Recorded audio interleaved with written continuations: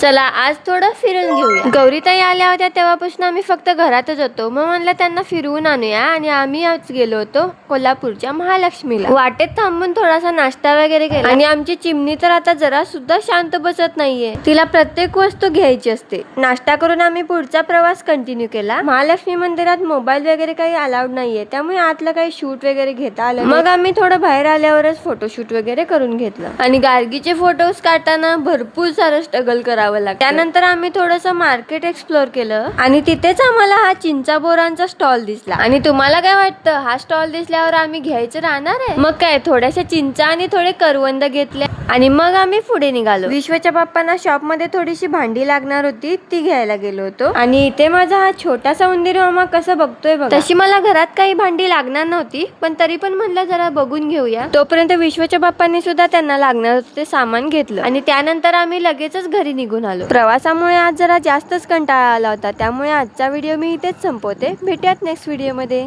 Bye.